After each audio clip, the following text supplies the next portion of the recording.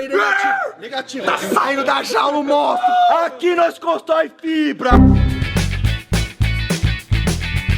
Paciente de 50 anos do sexo feminino foi encaminhado ao serviço de cardiologia do HU-CFF, com queixa de dor no peito e falta de ar durante a prática de exercícios físicos de moderada intensidade, com início há 2 anos. Nos últimos 6 meses, apresentou piora progressiva dos sintomas. Tem história familiar de diabetes mellitus do tipo 2 e infarto do miocárdio. Ao exame físico cardiovascular, a paciente apresentava ritmo cardíaco irregularmente irregular, pulso bisférens, sopro sistólico em diamante, 5 cruzes em 6, mas audível na borda external esquerda. A paciente chegou no hospital se queixando de dor no peito e falta de ar durante a prática de exercícios físicos de moderada intensidade com início há 2 anos, com piora dos sintomas nos últimos 6 meses. Esse quadro é indicativo de uma isquemia miocárdica. Quando estamos realizando exercícios físicos, a ativação do sistema nervoso autônomo simpático, que, entre outras ações, irá provocar o aumento da frequência cardíaca por meio de receptores beta-adrenérgicos do tipo 1. Com essa taquicardia, haverá uma redução do tempo, principalmente da diástole, já que ela corresponde a 2/3 do ciclo cardíaco, o que afetará também a perfusão coronária, que ocorre durante a diástole, diminuindo o tempo para que ela ocorra e, consequentemente, diminuindo a oferta de nutrientes para o coração. Somado a isso, com a frequência cardíaca maior, a demanda do coração por oxigênio e outros nutrientes também estará maior. No entanto, caso não haja nenhum problema no coração, ele continuará recebendo a oferta necessária para que ele atue sem problemas de isquemia. Logo, a dor no peito e a falta de ar indicam que há algo de errado. Uma das causas possíveis é a hipertrofia ventricular, indicada nessa paciente pelo ecocardiograma, onde é visto um aumento da espessura parietal do ventrículo esquerdo, que está assimétrica com predomínio septal e redução significativa da via de saída do ventrículo esquerdo, o que é sugestivo de cardiopatia hipertrófica assimétrica obstrutiva. Quando há um espessamento da parede do ventrículo, há uma maior dificuldade de chegada dos nutrientes advindos do sangue nas camadas mais internas, o miocárdio e o endocárdio, já que a perfusão no coração se inicia pelo epicárdio, o que provocará a isquemia, indicada pela onda T invertida no eletrocardiograma da paciente. Essa inversão da onda T é ocasionada por uma mudança no sentido do vetor de repolarização ventricular, já que esse processo começará pelo endocárdio devido à ativação nessa região de canais de potássio sensíveis à baixa concentração de ATP, os KATP, o que ocorre em casos de isquemia, que irão colaborar para uma repolarização mais rápida da área isquêmica, já que o potássio irá sair mais rápido dessas células com esses canais que são superexpressos, ajudando na ação dos IKR e IKS. Outra evidência de hipertrofia ventricular esquerda é o desvio do eixo elétrico para a esquerda no ACG, já que o complexo QRS está positivo em D1 e negativo em D2, e a maior amplitude do complexo QRS devido ao aumento da massa do ventrículo esquerdo. A hipertrofia ventricular também causará a disfunção diastólica indicada no ecocardiograma, já que haverá uma maior resistência para o relaxamento do músculo cardíaco. Além disso, ao exame clínico, ela também apresenta pulso bisférens, ou seja, 2 picos sistólicos. Isso ocorre pois, durante a sístole, a obstrução da via de saída do ventrículo esquerdo cria uma pressão mais negativa, devido ao efeito Venturi, que segue o princípio de Bernoulli, onde o menor diâmetro, causado pela redução da via de saída do ventrículo esquerdo, leva a uma maior velocidade, aumentando o componente cinético e, por conseguinte, diminuindo a pressão lateral, o que provoca o sugamento do folheto anterior da válvula mitral, provocando o movimento anterior sistólico, abreviado como SEM, dessa válvula, o que provoca uma oclusão transiente dessa via de saída no meio da sístole. Chegando ao final da sístole, a pressão do ventrículo aumenta de forma a superar essa obstrução, permitindo a passagem de sangue para a aorta e, consequentemente, provocando o segundo pico sistólico. Somado a isso, o SEM também irá levar a uma insuficiência mitral, devido ao movimento do folheto anterior dessa válvula, o que causará um aumento da pressão no átrio esquerdo, aumentando, como é visto no ecocardiograma, e levando à fibrilação atrial, que é o ritmo irregular e rápido da frequência cardíaca, observado tanto no exame clínico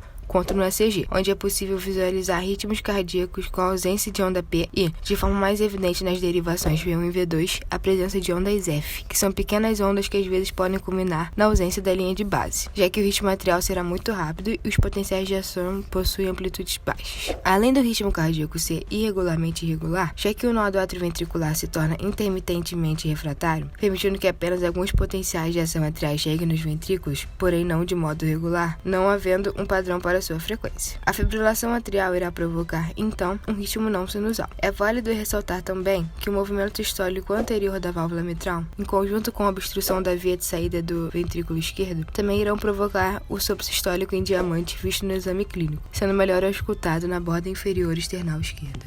O diagnóstico diferencial da cardiomiopatia hipertrófica deve ser feito com todas as patologias que podem gerar hipertrofia ventricular, principalmente do lado esquerdo, sendo que as mais frequentes são hipertensão arterial sistêmica, estenose de válvula aórtica e coração de atleta. A hipertensão arterial sistêmica cursa geralmente com hipertrofia ventricular concêntrica do tipo simétrica, onde a espessura da parede ventricular não atinge grandes tamanhos, em média 15 a 18 milímetros.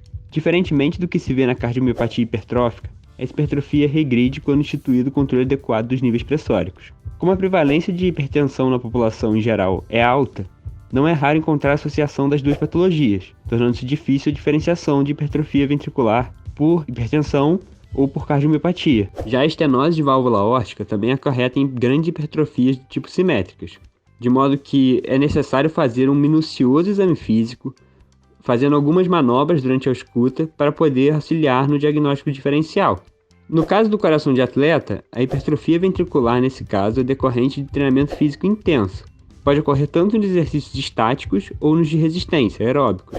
Neste gráfico, podemos observar a presença de alguns parâmetros que nos auxiliam no diagnóstico diferencial dessas duas patologias, como a espessura da parede de VE, o tamanho do átrio e ventrículo esquerdos e a função diastólica. O gráfico ainda aborda a resposta ao descondicionamento, que só é presente no coração de atleta, e a presença de história familiar, que é presente na miocardiopatia hipertrófica, pois ela se dá por causas genéticas. Partindo para doenças raras, mas que podem ser confundidas, temos a doença de Fabry, que é uma patologia hereditária rara, transmitida de modo recessivo pelo cromossomo X. Os pacientes com essa doença apresentam uma deficiência da enzima chamada alfa-galactosidase A, que acarreta em problemas renais, cardíacos e do sistema nervoso. As alterações cardíacas podem ser facilmente confundidas com a miocardiopatia hipertrófica, até por se tratar de uma doença extremamente rara e não conhecida pelos médicos. Assim, o diagnóstico diferencial pode ser feito observando sintomas em outros sistemas e o histórico familiar do paciente. Temos também a doença de Danon, que é uma condição genética rara, também ligada ao cromossomo X, causada por uma mutação na proteína 2 de membrana ligada ao lipossomo LAMP2. É uma doença rara cuja prevalência não é conhecida. Classicamente, leva à tríade de miocardiopatia, miopatia de músculo esquelético e comprometimento intelectual. Outras formas de acometimento cardíaco, como alterações do sistema de condução, pré-excitação ventricular, arritmias ventriculares e ou atriais são relativamente comuns. Por fim, a síndrome de Leopard é uma doença congênita rara, caracterizada principalmente por múltiplas anomalias cutâneas, faciais e cardíacas. Leopard é o acrônimo para as características mais importantes dessa doença, incluindo letigos múltiplos, anomalias de condução no eletrocardiograma, hipertelorismo ocular, estenose pulmonar, anomalias genitais, atraso de crescimento e surdez neurosensorial. A cirurgia de miectomia é principalmente indicada em casos sintomáticos de cardiomiopatia hipertrófica, após a tentativa de intervenção farmacológica. Nessa intervenção, segundo o guideline da American Heart Association, deve ser feita a administração de medicamentos como os beta-bloqueadores não vasodilatadores em suas respectivas doses máximas toleradas pelo paciente. Caso o tratamento com esses fármacos seja ineficaz, a diretriz pontua que devem ser usados bloqueadores de canais de cálcio não dihidropiridínicos, ou seja, que não bloqueiam os canais de cálcio do tipo L. Caso essa tentativa de resolução farmacológica também falhe, indicações de terapias de redução de septo interventricular começam a ser discutidas.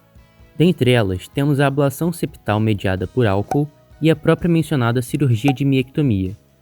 A recomendação mais forte para essas terapias de redução septal são os casos nos quais os pacientes continuam severamente sintomáticos, mesmo após as intervenções farmacológicas listadas há pouco, com um nível de recomendação 1-BNR, isso é, uma recomendação forte em que os benefícios superam em muito os riscos e na qual há qualidade de evidência moderada proveniente de estudos não randomizados. A miectomia é bastante indicada em casos nos quais o paciente é elegível para outros tratamentos cirúrgicos, como para doenças valvares, em que a cirurgia mataria logo 2 coelhos com uma cajadada só. Já em um nível de indicação mais fraco, mais especificamente 2B-BNR, no qual os benefícios são maiores ou iguais aos riscos, há a possível recomendação de miectomia para pacientes classificados como classe 2 na escala do New York Heart Association, que também possuem alargamento de átrio esquerdo e episódios de fibrilação atrial sintomática, além de capacidade funcional do coração reduzida pela obstrução do trato de saída, documentado por testes de esforço e exercício. O caso não deixa claro se as terapias farmacológicas indicadas pelo guideline foram tentadas, mas partindo do princípio de que elas foram e de que a paciente continuou apresentando sintomas, que pioraram nos últimos 6 meses, uma terapia de redução de septo interventricular seria, na nossa visão, indicada. Assim, temos que levar em conta alguns dos exames da paciente para decidir qual terapia de redução usar, a miectomia ou a ablação.